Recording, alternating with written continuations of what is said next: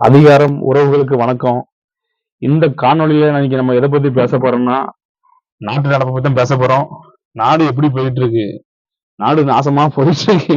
அப்படிதான் சொல்லணும். உண்மைக்குமே நாடு நல்லா போயிட்டு இருக்கு, நாடு நாசமா தான் போகுது. உண்மைக்குமே இந்த 5 ஆண்டுகள்ல இதுக்கு முன்னாடி யார் யாரும் ஆண்டுட்டு போனாங்க. திமுக இந்த 10 ஆண்டு கழிச்சு மறுபடியும் ஆட்சிக்கு வந்திருக்கு. ஆட்சிக்கு வந்து இந்த 5 வருஷத்துல முடிய போற கடைசிக்கு வந்துட்டு ஏதாட்டும் ஒரு நல்லது பண்ணினா ஒரு நல்லதும் பண்ணல. ஃபுல்லா அவங்களால எவ்வளவு கொள்ளையடிக்க முடியுமோ இந்த குறிப்பிட்ட வருடங்களுக்குள்ள சொத்து குவிப்பு வழக்குல எத்தனை அமைச்சர், எத்தனை எம்எல்ஏ, கவுன்சிலர், அவன் சொந்தக்காரன், மந்தக்காரன், மச்சான், மாப்பிள்ளைன்னு லென்த் போய்கிட்டே இருக்கு லிஸ்ட். அப்போ மக்களுக்கு இவங்க வந்து எதுவுமே நல்லது பண்ணல. அதான் உண்மை. அவங்க தேவையான வழக்குக்கு மட்டும்தான் கோர்ட் வந்து போறாங்களே தவிர மக்கள் பிரச்சனைக்கு கோர்ட்டுக்கு போய் தீர்த்து கொடுக்கக்கூடிய இதுக்கு அவங்க ஒரு எந்த இதுக்கும் வரல. நீங்க மக்களாகி நீங்க என்ன பண்ணுவீங்க? கடைசி கட்டத்துல ஓட்டு மறுபடியும் அவங்களுக்கு 1000 வாங்கி வாங்கி ஓட்டு போட்டு இருக்கீங்க. வரப்போற தேர்தல்ல நீங்க நல்லா சிந்திச்சு செயல்படணும். இது வந்து ஒரு 5 ஆண்டு உங்களுடைய வாழ்க்கையவே தீர்மானிக்க போறது வந்து ஒரு அரசாங்கம். அதை நீங்க தான் தீர்மானிக்கணும். உங்க வாழ்க்கையை தீர்மானிக்க போற அரசாங்கத்தை நீங்க தான் தீர்மானிக்கணும்.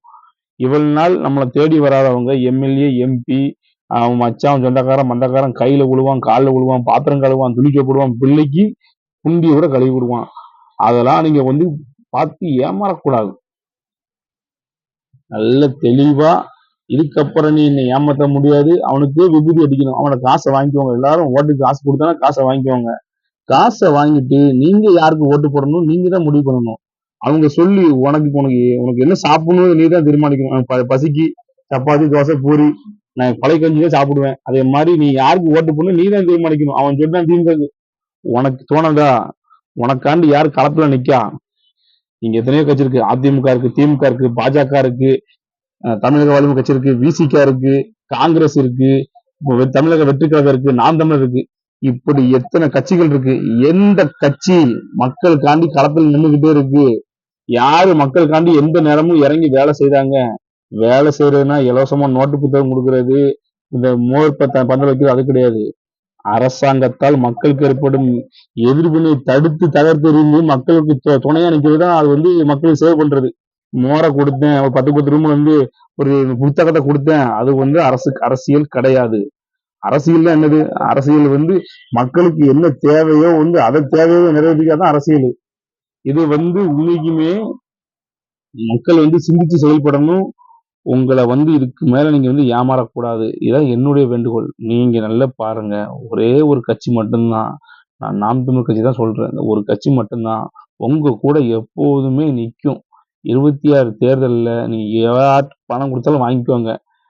நாம் தமிழர் கட்சிக்கு வாக்கு அளிச்சிருங்க. அப்பதான் நீங்க வந்து அடுத்த தலைமுறையும் இங்க இருக்க நீர் வளத்தையும், கனிம வளத்தையும், மலை வளத்தையும், மண் வளத்தையும், பெண் பிள்ளைகளுடைய பாதுகாப்பு, கல்வி, குடிநீர் இப்படி எல்லாமே பாதுகாக்கப்படும். உங்களுக்கு கிடைக்க வேண்டிய உரிமைகள் சரியா வந்து சேரும்.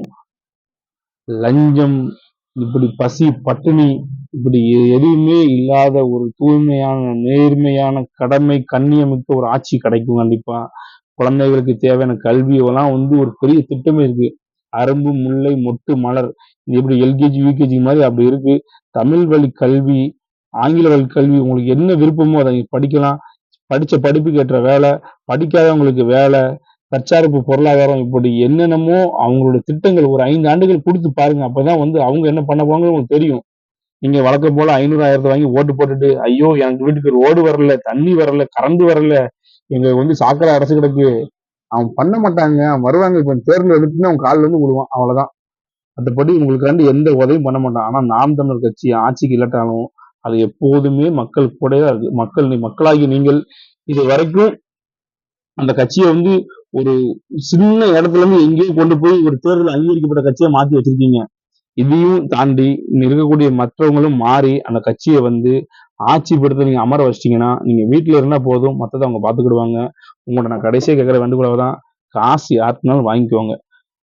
ஆனா ஓட்டை நாம் தான் வச்சு போட்டுக்கோங்க. ஏன்னா காசு நம்ம காசு தான். அது அவன் கொள்ளையடிச்சு வச்சிருக்கான். அது நம்ம கிட்ட சேரணும்.